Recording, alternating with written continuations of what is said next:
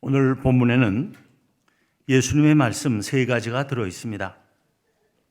보물을 땅에 쌓아두지 말고 하늘에 쌓아두라는 말씀과 눈은 몸의 등불과 같아서 눈이 좋으면 온 몸이 밝을 것이고 눈이 나쁘면 온 몸이 어두울 것이라는 말씀과 사람이 두 주인을 섬길 수 없는 것처럼 하나님과 재물을 동시에 섬길 수 없다는 말씀입니다. 이 세 가지 말씀은 얼핏 보면 서로 연관성이 없어 보입니다. 하지만 가만히 그 뜻을 새겨보면 셋 다 한 가지 문제에 연관되는 말씀임을 알 수 있습니다. 예수님께서는 이 세 가지 말씀 속에서 우리의 삶에, 우리의 영원한 삶에 중대한 결과를 가져올 선택의 문제를 제기하십니다. 그 선택이란 우리의 마음을 어디에 두어야 할 것인가에 관한 것입니다. 예수님의 첫 번째 말씀을 다시 들어봅니다. 본문 19절부터 21절입니다. 너희를 위하여 보물을 땅에 쌓아두지 말라. 거기는 좀과 동록이 해하며 도둑이 구멍을 뚫고 도둑질하느니라. 오직 너희를 위하여 보물을 하늘에 쌓아두라. 거기는 좀이나 동록이 해하지 못하며 도둑이 구멍을 뚫지도 못하고 도둑질도 못하느니라.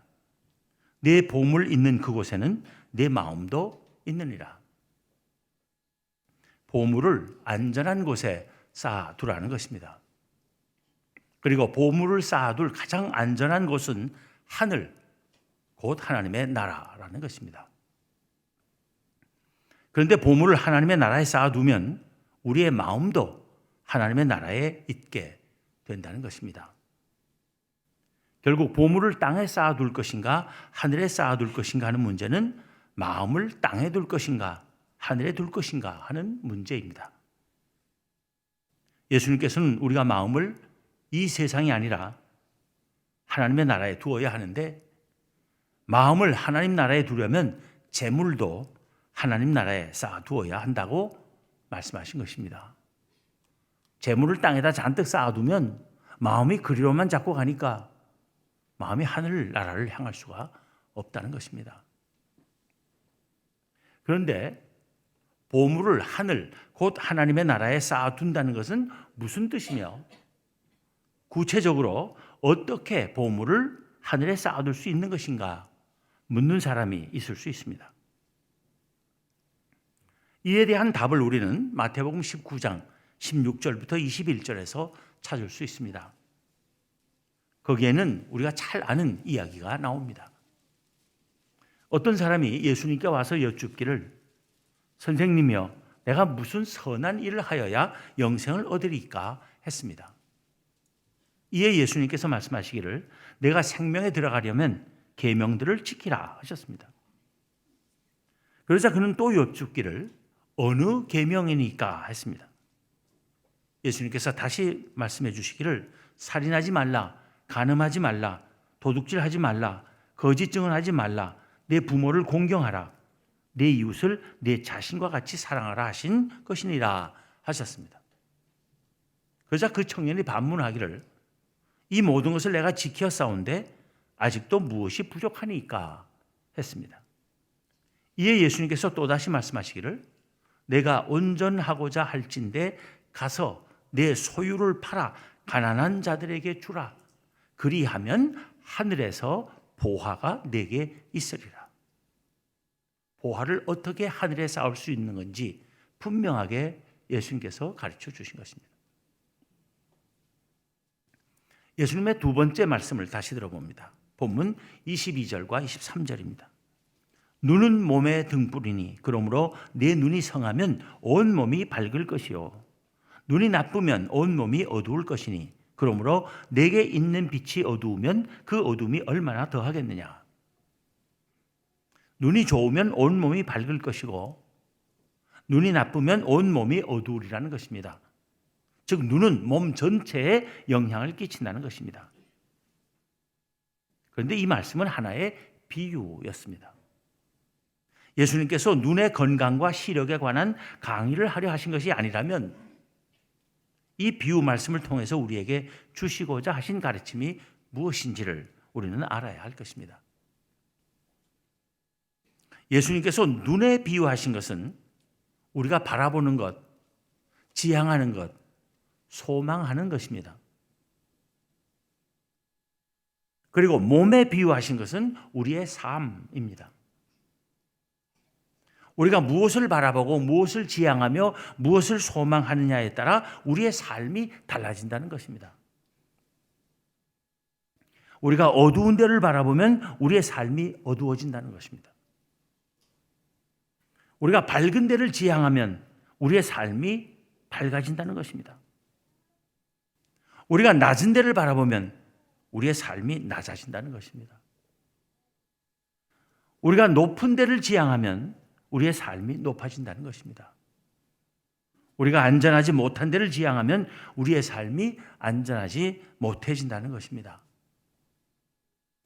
우리가 안전한 데를 소망하면 우리의 삶이 안전해진다는 것입니다.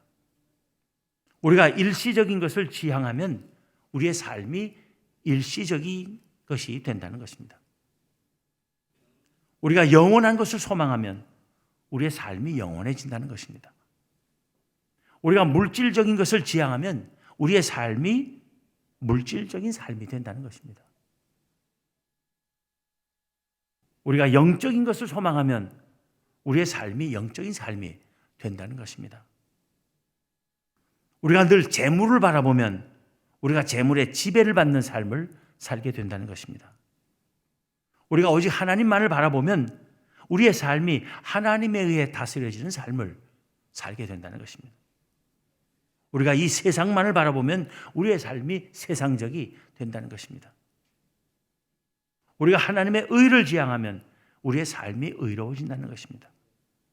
우리가 세상의 불의만을 바라보면 우리의 삶이 불의해진다는 것입니다.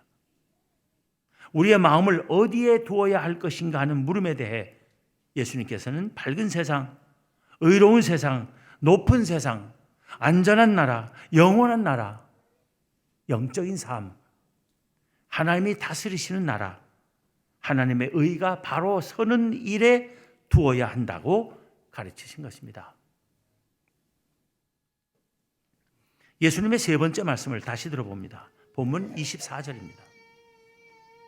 한 사람이 두 주인을 섬기지 못할 것이니 혹 이를 미워하고 저를 사랑하거나 혹 이를 중히 여기고 저를 경히 여김이라. 너희가 하나님과 재물을 겸하여 섬기지 못하느니라. 예수님께서는 이 말씀을 통해서 하나님과 재물 중에서 어디에 우리의 마음을 두어야 할 것인지를 가르치셨습니다. 하나님께서 우리를 다스리시는 삶을 살 것인지 아니면 재물이 우리를 좌지우지하게 되는 삶을 살 것인지 양자 간에 우리의 마음을 정해야 한다는 것입니다. 둘 사이에서 양다리 걸칠 수는 없다는 것입니다. 물론 정답은 하나님을 사랑하고 하나님을 중히 여겨야 한다는 것입니다. 재물도 사랑하면서 동시에 하나님을 사랑하고 하나님을 바로 섬길 수는 없다는 것입니다. 재물을 사랑하며 거기에 마음을 두면 반드시 하나님에 대해서 마음이 소홀해질 수밖에 없다는 것입니다. 그것은 사람이 두 주인을 섬길 수 없는 것과 같다는 것입니다. 물론 하나님을 사랑하고 섬기는 사람도 물질이 아주 없이는 살 수 없습니다. 그러나 필요 이상으로 물질을 원하고 재물 그 자체에 마음을 두게 되면 하나님에게서 마음이 멀어지게 된다는 것입니다. 하나님은 만물의 창조자이시고 주인이십니다. 따라서 하나님께서 우리의 생각과 판단과 삶을 주관하시게 해야 합니다.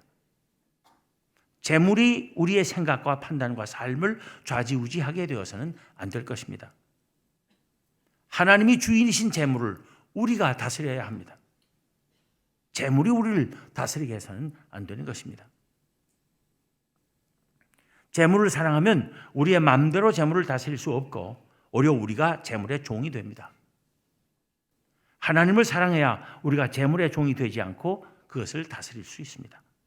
그것이 이 세상에서의 삶을 바로 사는 길이며 영원히 복된 하나님 나라의 삶을 안전하게 준비하는 길입니다. 사도 바울은 디모데전서 6장 7절부터 10절에서 이렇게 일갈하고 있습니다. 우리가 세상에 아무것도 가지고 온 것이 없음에 또한 아무것도 가지고 가지 못하리니 우리가 먹을 것과 입을 것이 있은즉 족한 줄로 알 것이니라. 부하려 하는 자들은 시험과 올무와 여러 가지 어리석고 해로운 욕심에 떨어지나니 그 사람으로 파멸과 멸망에 빠지게 하는 것이라.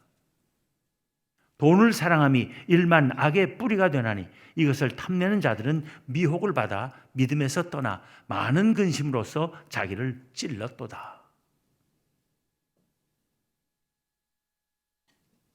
돈의 탐욕을 가지면 반드시 미혹을 받게 되어 있고 그렇게 되면 믿음에서 떠나기 쉽습니다. 그 결과는 많은 근심으로 자기를 찌르는 것밖에 없다는 것입니다. 우리 교회 교인이었던 어떤 사람이 있습니다. 꽤 오래된 일인데 그가 어느 날 찾아와서 자기가 무슨 일을 하고 있는데 그 일이 성사만 되면 어마어마한 돈을 벌게 될 것이고 그렇게만 되면 헌금을 엄청나게 많이 하겠다고 하며 기도해 달라고 했습니다. 제가 기도해 주었겠습니까? 안 해줬겠습니까? 당연히 해주죠. 그 사람 말대로라면 우리 교회 새성전 건축은 조금 더 염려할 것 없겠구나 생각하며 간절히 기도했습니다. 그런데 그 기도대로 일이 대박을 터뜨렸는지 아닌지는 모르겠지만 얼마 후부터 그 사람을 교회에서 볼 수가 없게 되었습니다. 지금까지 나오지 않습니다. 그분이 헌금을 한 푼도 안 해도 좋으니 그냥 교회에 다시 다니기만 하면 좋겠습니다. 부자가 되기를 바라는 것은 죄가 아닙니다. 부자가 되어서 좋은 일 많이 할 수 있으면 얼마나 좋습니까? 그런데 부자가 되기 전에는 나중에 부자가 되면 좋은 일 많이 하겠다던 사람이 정작 부자가 되어서 좋은 일 하는데 열심 내는 것이 그렇게 쉬운 일이 아니라고 하는 것이 문제입니다. 부자가 되면 될수록 더 부자가 되고 싶어하는 마음이 문제인 것입니다. 돈을 벌었으면 결심한 대로 써야 할 터인데 조금 더 번 후에 쓰지. 더 벌어서 좋은 일 더 많이 하면 되지 하다가 쓸 기회를 다 놓치고 말기 쉬운 것이 문제인 것입니다. 부자가 되기 전에는 얼마를 헌금하겠다던 그 액수가 별것 아니었는데 막상 부자가 되고 나니 그 액수가 얼마나 아깝게 여겨지는지 모르는 그런 경험들을 하지 않으시기 바랍니다. 예수님께서는 우리의 마음을 하나님의 나라에 두어야 한다고 가르치셨습니다. 우리의 마음을 하나님의 나라에 두는데 가장 큰 걸림돌은 탐욕입니다. 먹고 입는데 부족함이 없는 것으로 만족할 줄 모르는 것입니다. 돈을 사랑하는 것만이 탐욕이 아닙니다. 분수를 모르는 권력욕, 명예욕, 향락욕도 다 탐욕입니다. 그 탐욕이 우리의 마음을 채우고 있으면 하나님의 나라와 그의 의에 대한 관심이 우리의 마음에 자리 잡을 수 없습니다. 그래서 예수님께서는 말씀하시기를 그런즉 너희는 먼저 그의 나라와 그의 의를 구하라 하신 것입니다. 그래야 세상적인 탐욕이 우리 마음을 지배하지 않게 되는 것입니다. 예수님께서는 오늘 본문에 바로 이어서 말씀하시기를 무엇을 위하여 무엇을 먹을까, 무엇을 마실까, 몸을 위하여 무엇을 입을까 염려하지 말라. 목숨이 음식보다 중하지 아니하며 몸이 의복보다 중하지 아니하냐. 공중의 새를 보라. 심지도 않고 거두지도 않고 창고에 모아들이지도 아니하되 너희 하늘 아버지께서 기르시나니 너희는 이것들보다 귀하지 아니하냐 하셨습니다. 예수님의 이 말씀은 사람들로 하여금 하나님을 생각하게 하시려는 것이었다고 봐야 할 것입니다. 사람들이 자기 몸과 목숨을 위하여 무엇을 먹을까, 무엇을 마실까, 무엇을 입을까 염려하는 것은 당연하지만 그렇다고 사람이 살고 죽고 하는 것이 사람들 자신이 염려하고 안 하고 하는 데 달린 것이 아니라는 말씀입니다. 그것은 궁극적으로 하나님께 달려 있는 일이고 하나님께서는 한 사람 한 사람의 목숨을 그 무엇보다도 중요하게 여기신다는 것을 가르치려고 하신 말씀이라는 것입니다. 공중의 새들은 농부들처럼 심거나 거두거나 창고에 모아들이지는 않지만 그것들 나름대로 열심히 먹이를 찾아 날아다니며 사냥해온 먹이로 부지런히 새끼들을 먹여 기릅니다. 그렇지만 그 새들이 자라나고 살아가는 것이 그것들 스스로의 노력 때문은 아니라는 것입니다. 그것 역시 다 하나님께서 기르시기 때문이라는 것입니다. 새 한 마리의 목숨까지도 하나님께서 책임지시고 살피시는데 하물며 그보다 한없이 더 귀한 사람의 목숨은 두말할 필요가 없지 않느냐는 것입니다. 그 하나님을 잊지 말라는 것입니다. 우리의 마음을 둘 때는 결국 하나님이라는 것입니다. 모든 생명을 지으시고 자라게 하시며 다스리시는 하나님을 잊어버리고 몸과 목숨에 대한 염려 때문에 열심히 돈을 벌고 재물을 모으며 그것이 모든 문제를 해결해 주리라고 믿는 자는 참으로 어리석은 자라는 것입니다. 우리의 생명의 궁극적인 주인이시고 주관자이신 하나님을 잊어버리면 결국 재물이 또는 기타 여러 가지가 우리의 삶의 주인이 되고 우상이 되어버릴 수밖에 없다는 것입니다. 예수님께서 한 사람이 두 주인을 섬기지 못할 것이니 혹 이를 미워하고 저를 사랑하거나 혹 이를 중히 여기고 저를 경히 여김이라. 너희가 하나님과 재물을 겸하여 섬기지 못하느니라 말씀하신 뜻이 바로 그것입니다. 그런데 비단 재물과 하나님 사이에서뿐 아니라 우리 개인과 나라와 국제 문제 등 크고 작은 모든 문제에 있어서도 우리는 언제나 오직 하나님에게만 우리의 마음을 두어야 할 것입니다.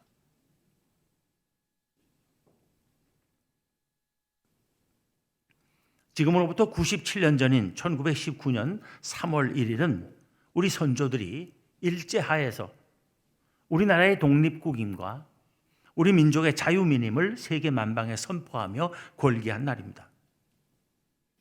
이 골기가 있은 지 26년 만인 1945년 8월 15일에 하나님께서 은혜를 베푸셔서 우리는 독립국가로서의 주권을 되찾아 오늘에 이르렀습니다. 그러나 세계 6대 수출국으로 부상했고 10대 경제 부국권에 근접한 대한민국이라고 하는 오늘날 우리나라가 과연 독립국 맞나 하는 의문이 새삼 일어납니다.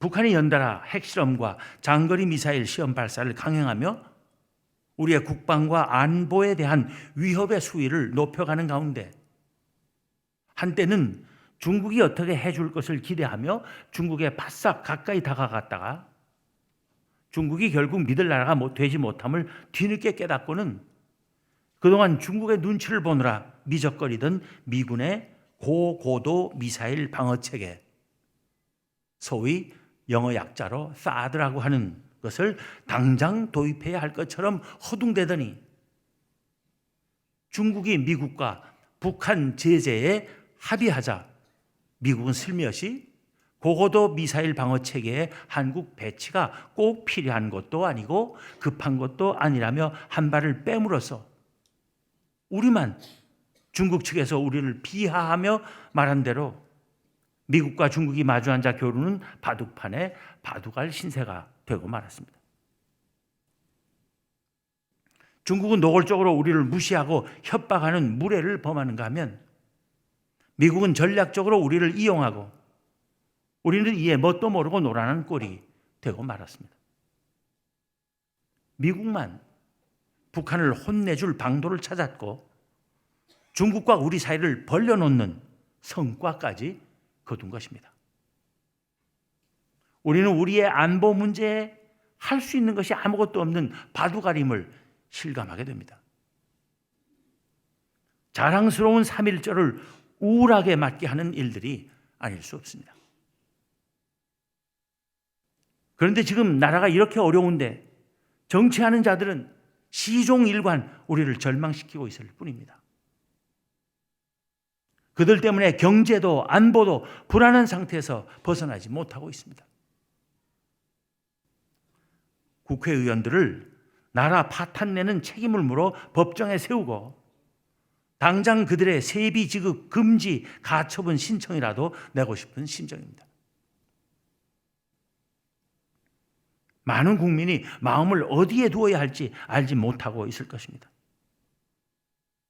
그러나 이럴 때일수록 우리는 모든 생명의 주인이실 뿐 아니라 모든 나라와 민족의 주권자이신 하나님께 우리의 마음을 두어야 할 것입니다. 우리를 바둑알이라 했는데 바둑알이 돼도 좋습니다.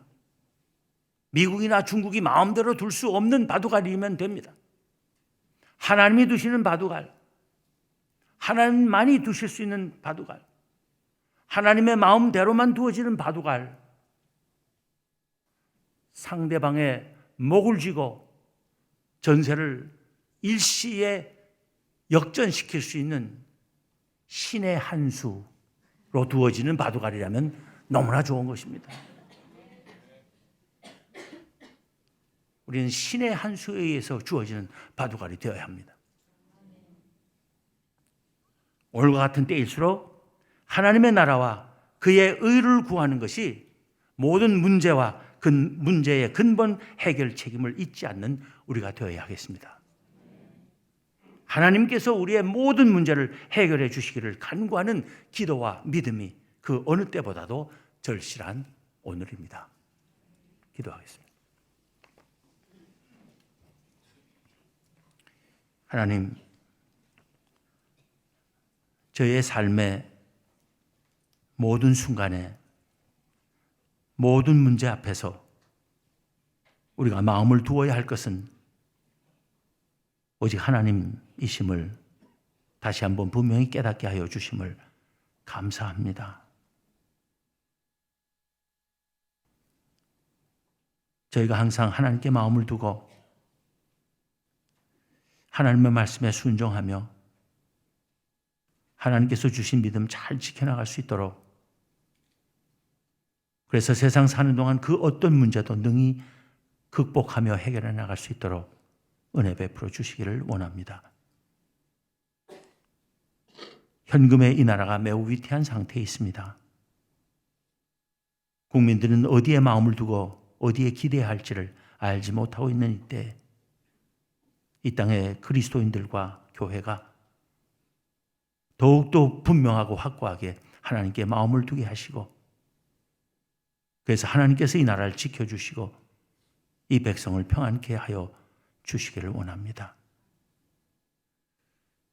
하나님, 이 민족의 살 길은, 이 나라가 번영하는 길은 오직 하나님 잘 믿는 나라 되는 것임을 많은 사람들이 깨달아 알게 하시고 하나님 앞으로 나오게 하여 주시옵소서. 우리 주님 예수 그리스도 이름으로 기도하옵나이다. 아멘.